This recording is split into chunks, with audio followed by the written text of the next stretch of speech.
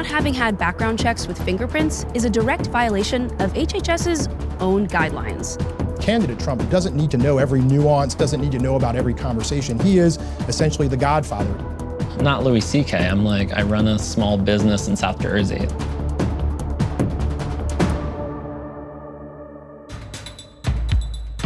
British members of parliament, together with representatives from 8 other countries, grilled Facebook today, a week after the UK government seized internal Facebook documents that may contain new information about what access the company gave third-party apps to its users' data without their consent. When did Mark Zuckerberg first know precisely of the GSR Cambridge Analytica incident? How is Facebook policing the setting up of fake accounts, the shutting down of these fake accounts and their networks? Does Mr. Zuckerberg not believe or not think that parliamentarians around the world are willing to push back? The hearing was very different from Facebook's testimony this spring in front of the U.S. Senate. How do you sustain a business model in which users don't pay for your service? Senator, we run ads. But today's hearing was missing someone, Mark Zuckerberg, who refused to show up. French President Emmanuel Macron says he won't be going back on his plans to raise fuel taxes in order to dissuade drivers from using fossil fuels, despite nationwide protests that have injured more than 600 people and killed 2. On ne peut pas être le lundi pour l'environnement et le mardi contre l'augmentation des prix du carburant. On ne peut pas avoir décidé la taxe carbone il y a quelques années et dénoncer aujourd'hui l'augmentation du prix du carburant. 3 weeks after the midterms, New Mexico's Secretary of State officially declared the winner in the state's 2nd congressional district. Democrat Xochitl Torres Small defeated Republican Yvette Herrell, who prematurely claimed victory on election night. That leaves just one House race uncalled in California 21, where Democrat T.J. Cox has pulled slightly ahead of incumbent David Valadao. That means Democrats will gain 39 House seats, but could gain 40. 3 U.S. soldiers were killed in central Afghanistan when a bomb went off near their convoy today, the deadliest single attack on U.S. troops in 2018. 5 Americans have been killed this month, 13 in combat this year, and 2,272 in Afghanistan since the U.S. invaded 17 years ago.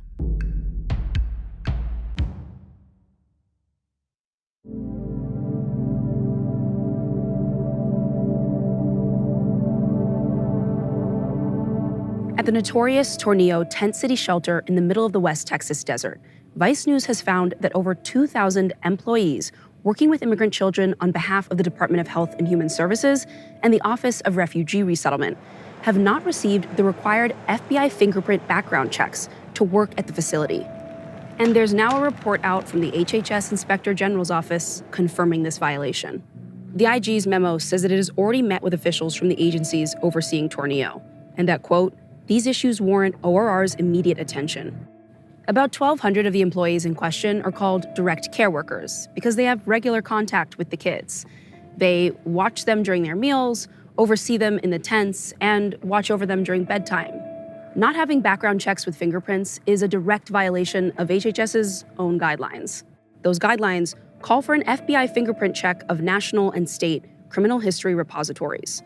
That goes for full-time, part-time, temp workers, or contractors, basically anyone who has access to the 13 to 17-year-old kids detained here.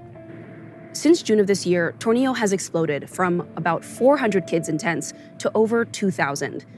Over half of them are waiting to be reunited with family members or sponsors in the U.S. But ironically, the Trump administration insists that for the safety of those kids, the members of those sponsor households have to submit fingerprints first, a standard they're not applying to their own employees.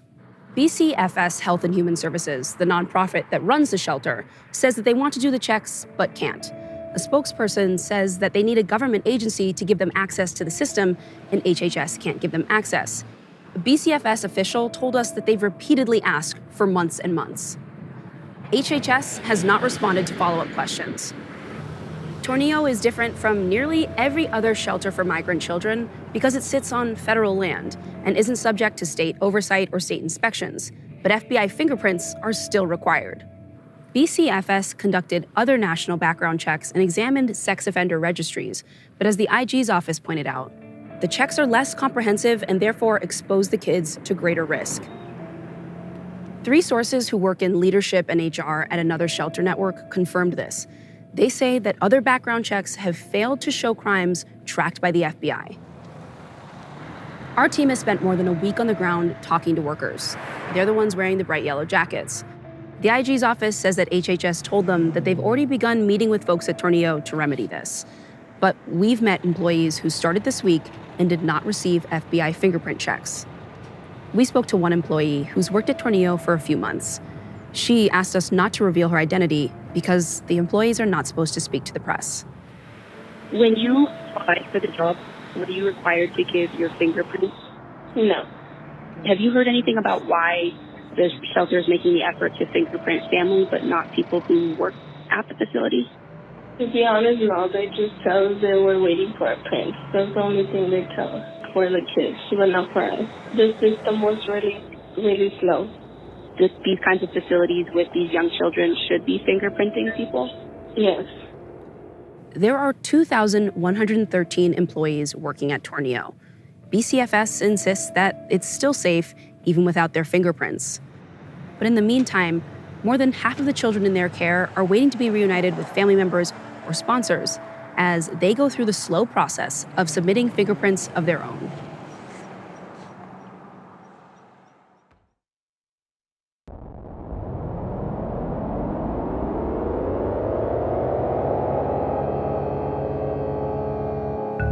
Paul Manafort's legal problems got a lot worse yesterday. A plea deal he'd struck with special counsel Robert Mueller fell apart after Mueller accused Manafort of repeatedly lying to investigators in their case against President Trump. Now, Manafort's going back to court to be sentenced on conspiracy charges. He's facing more than a decade in jail. If that wasn't enough, The Guardian reported today that Manafort met directly with Julian Assange at the Ecuadorian embassy in London in early 2016, around the time Manafort joined the Trump campaign, and a few months before WikiLeaks released stolen emails from the DNC. Both Assange and Manafort strongly deny the report. All of this has a lot of liberals and never-Trumpers frothing at the mouth. If Mueller's investigation was ever going to point to something beyond just tax fraud and obstruction of justice, to the C word, collusion, it always seemed that Manafort would be the guy who brought it home. He was the one, after all, who owed a lot of money to powerful pro-Russian oligarchs in Ukraine when he first joined the campaign. He's also the one with close ties to a man, Konstantin Kilimnik, who's suspected of having direct links to Russian intelligence. Mueller indicted Kilimnik as part of the investigation into Manafort. And it was under Manafort's watch, although he denies having anything to do with it, that the Republican Party softened anti-Russia language in the GOP convention platform. All that looks bad, but trouble for Manafort doesn't necessarily mean trouble for President Trump. I talked to Seth Waxman, a former federal prosecutor in DC who's worked on a lot of cases like the one Mueller is building. This is one of the best events for Trump in the Mueller investigation that we've seen publicly in a long time. Presumably a key cooperator offering, potentially very damaging evidence, not just against the president, but potentially against his son, his son-in-law, and others. And that person's no longer cooperating with the government as far as we know. So that is a big win for Mr. Trump. Can you conclusively say that this means that Mueller has lost a key part of his case? Well, conclusively is always tough, but by all accounts and from what we've seen, that Trump Tower meeting in June of 2016 seems to be a high watermark with this presumed offer of dirt on Hillary Clinton for a promise to reduce or eliminate sanctions against the Russians should they win office. You only had one person that was in the government's fold that was physically present within that meeting to tell the government what happened before, during, and after. That was Paul Manafort. He was cooperating, and that's an important piece of evidence. Now it seems to have been lost. We know a lot about Manafort's connections with the Russians and the Ukrainians. But the real goal for Mueller, the real key thing here is, did Trump actually approve something? Did he know about a deal, a sort of quid pro quo? Correct, absolutely. So being a bystander to a criminal conspiracy is not criminal in and of itself. So if he learned after the fact, he being the president learned after the fact and did nothing to facilitate the criminal conduct or cause it to come about, that is not a criminal charge, and it may not be an impeachable offense. Ultimately, Mueller's goal is not just to show that Manafort has done something dirty, potentially, but that Trump was involved in it. Yeah, I think Manafort is a footnote in all of this, and as history will judge, this is a case about the President of the United States. Anyone who thinks otherwise, I think, is being naive.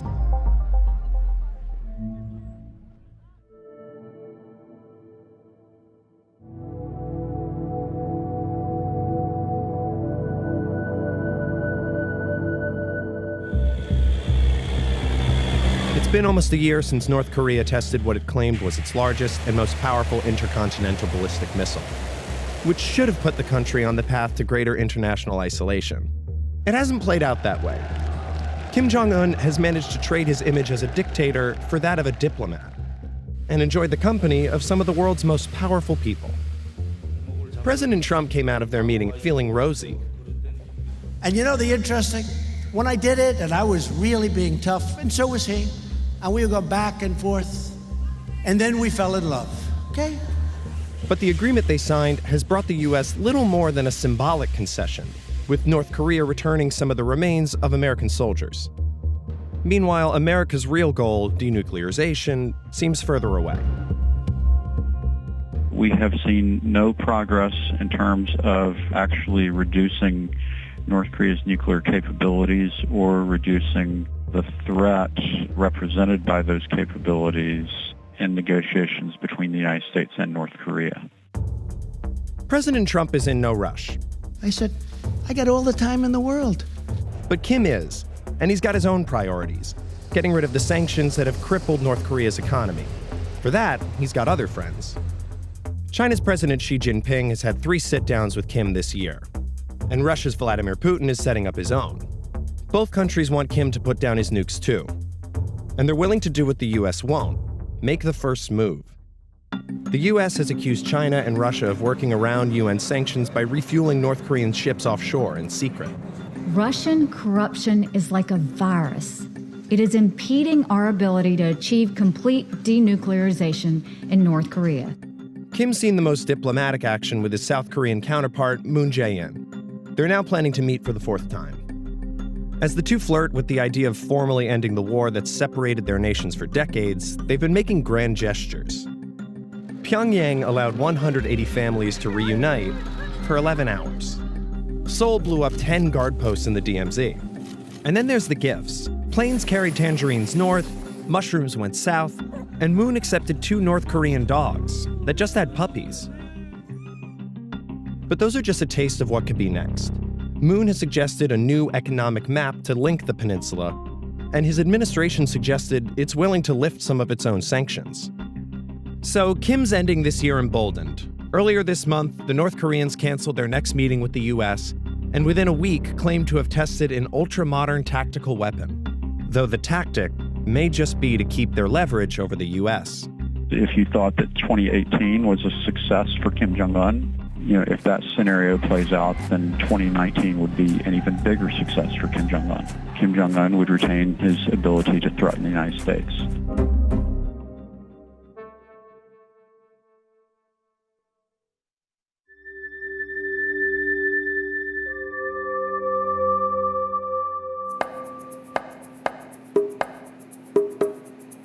Alan Martofel is the CEO of Feminist Apparel, a t-shirt company run out of a New Jersey strip mall. Wait, so you're actually creating the stock here? So someone orders something, you print it out, and then you send it out? Yeah, that's how we're able to offer so many designs on the website and speak to so many different topics. After Donald Trump's election, a number of Feminist Apparel's campaigns and products went viral, and its shirts were a common sight at women's marches. It was a #resistance success story, with a growing staff and 360,000 social media followers. But this past July, Feminist Apparel became the focus of a global internet shitstorm when Alan fired all but one of his employees. I mean, look, it's a perfect headline. You were a sexual abuser, your employees found out about it, and you fired them for finding out about it. And it makes you look like a complete asshole. Yeah. It all started 5 years ago when Alan wrote a Facebook post admitting to having, quote, grinded up on women on buses and at concerts without their consent, and once, quote, putting a woman's hand on my dick while she was sleeping. He cataloged his sins, apologized, and declared the creation of Feminist Apparel, his, quote, humble attempt at penance. The post was public and has since been deleted, but his employees had no idea.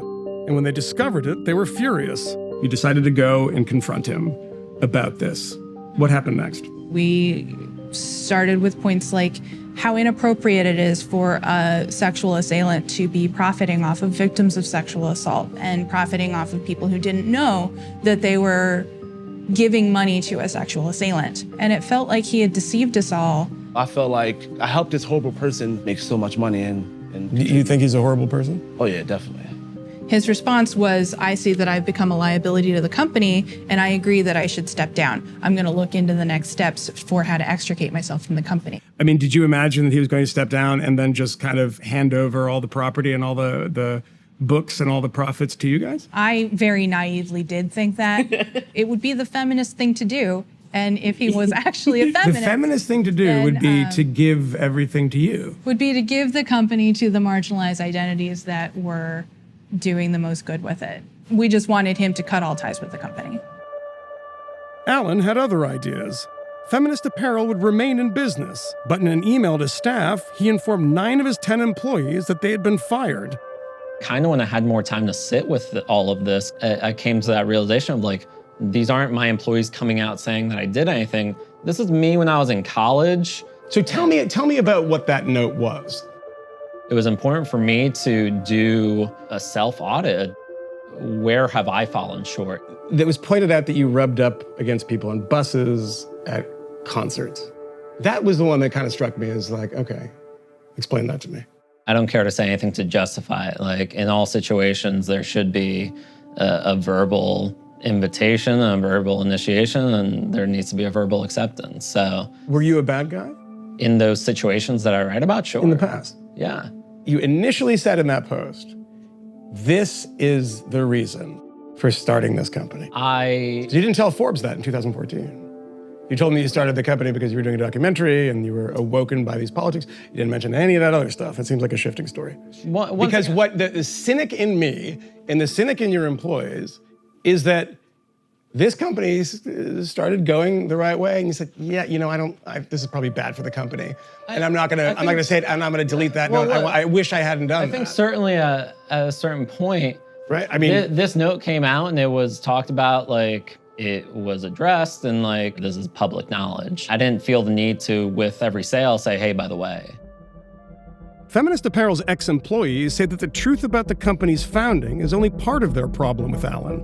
This is something that we talked a lot about in the office, about what it meant to be for profit, what it meant that Alan made more money than us. In a perfect world, we would be paid equally, and it would be understood that our personal experiences as marginalized people brought things to the table that Alan could never bring because he never had those experiences. You think you should be paid the same as the CEO? Yes. You guys too?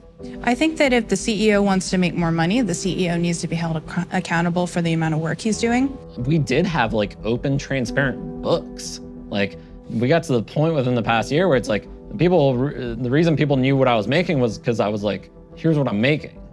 This is a guy who makes 60 grand a year and now lives with his parents. That doesn't sound very sort of high on the hog privilege to me. I think that's what most people would probably think, right? Am I wrong? Being able to live with your parents while you are making $60,000 a year and you don't have to pay for rent, you don't have to pay for utilities. To buy a house. He wanted to buy a house. He wanted to buy a house. So that is privilege. I don't understand. Who cares? The guy's trying to do good, right? He's trying to, like, you know, hire people of color, trying to hire marginalized people, you know, trying to hire trans people. Yeah. Why are you beating this guy up? Any degree of sexual assault is unforgivable. I mean, at that point. So he can't be forgiven. What I should say is it's unacceptable. The best way for him to have atoned for what he did would be to put the money for starting that business into other businesses that already existed that were run by women, were run by survivors of sexual assault. You could have just done something else because this is not your place. This is just not your place. Should you be forgiven? People want to feel as though the person actually gets why their actions were wrong. I have dealt with mine both privately and then maybe not as much as I should have publicly, but I'm not Louis C.K. I'm like, I run a small business in South Jersey. Like, you don't regret writing it? No. But I don't think you'd write that in 2018. No.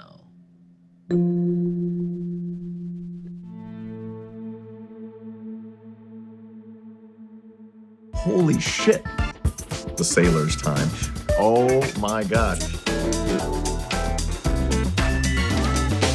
Kind of a hot jam. I can't take no more, no more, no more. I wanna but I'm brokenhearted. Cry, but I like to party.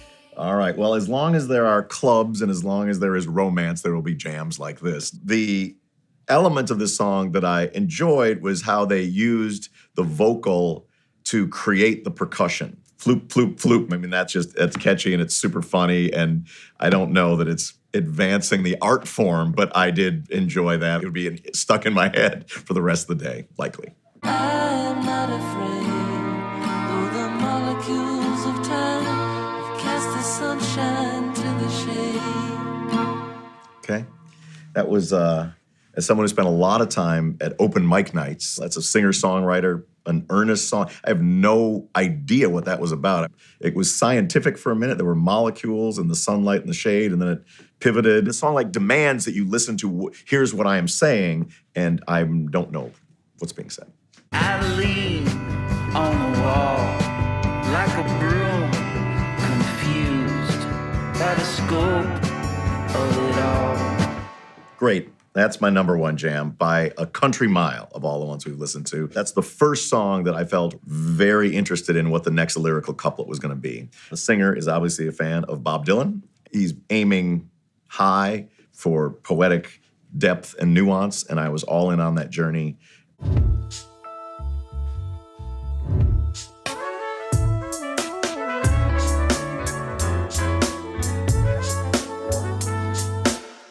Big fan of the opening instrumental passage, the kick drum thing that sounded like someone moving a rug. And that was like really I've never heard that before, greatly enjoyed it. Slightly electro, but kind of sophisticated jazz vibe. It was the 1975. Oh my goodness, wow. That's not what they normally sound like. That rug thumping thing I might try to steal for a record of mine, perhaps with a real rug.